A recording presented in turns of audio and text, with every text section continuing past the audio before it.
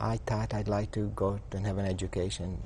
I always remembered Oxford spoken of very highly in my grandfather's home, and I thought wouldn't have been nice, or America, and I didn't know the difference, but it was easier to come to Canada, and I asked to come to Canada.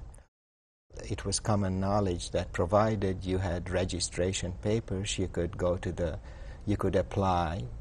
There was a Congress, a Jewish Congress, who would accept applications, and they were most helpful, even though they knew that a lot of the people had different names, to get people and to save them.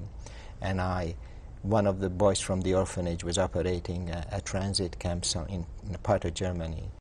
And when he saw me, he gave me papers from a boy called Moses Gurwitz from Lodz, Poland, who was born in 1932, and I just took his registration and memorized the names, went to the Congress, and I was within 6 weeks sent to Prien. That was a kinderheim, a children's camp, and on the Marine Falcon in the summer of 1948, I arrived to Halifax, and there were nice ladies meeting me there, and I stayed with there was a person very influential by the name of Myra Cohen.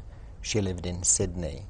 She was a wonderful person, and she drove me, in fact, from Halifax to Sydney. It was a beautiful experience. I was really seasick on the ship. Couldn't eat anything, even though there were some such magical foods there, like pears and apples and stuff.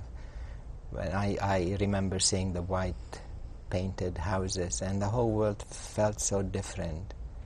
And I ended up staying with a couple called the Begins in Glace Bay, and I stayed there maybe a month and a half, and I went to Glace Bay High. From the Begins, I stayed with the Shores, and they were very beautiful people in the same city. There were more younger kids there, and I stayed there until maybe